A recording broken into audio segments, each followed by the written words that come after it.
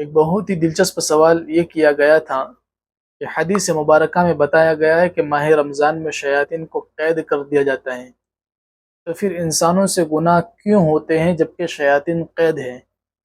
تو دیکھیے، اسی سوال کو استاد محترم نے ایک مثال سے سمجھایا تھا کہ اگر کوئی انسان کسی سائیکل کے پہیے کو لگاتار گھماتا رہے، پھر کچھ دیر کے لیے اپنا ہاتھ ہٹا لے تو پہیہ اسی طرح گھومتا رہے گا۔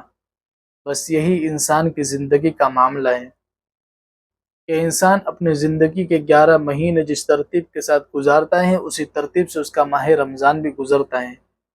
اب انسان نے اپنے پچھلے 11 مہینے میں نمازوں کا اہتمام کیا ہوگا، قرآن کریم کی تلاوت کا اہتمام کیا ہوگا، جھوٹ غیبت چغلی سے اپنے آپ کو بچایا ہوگا، لوگوں کو دھوکہ دینے سے اپنے آپ کو بچایا ہوگا۔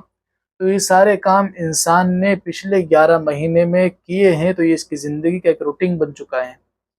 تو یہ سارے کام ماہ رمضان میں اس کے لیے کرنا آسان ہو جاتے ہیں۔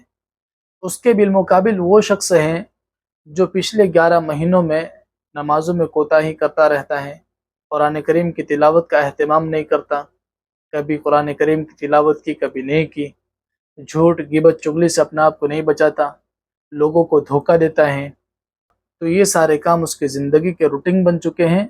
اب ماہ رمضان میں انسان یہ کام کرنا نہیں چاہتا، لیکن جب زندگی کا روٹین بن چکا ہے تو انسان سے وہ کام ہو جاتے ہیں، اس میں شیطان کا کوئی دخل نہیں ہوتا۔ حدیث مبارکہ میں جو بات بتائی گئی ہے کہ ماہ رمضان میں شیاطین کو قید کر دیا جاتا ہے، وہ بالکل سچ ہے۔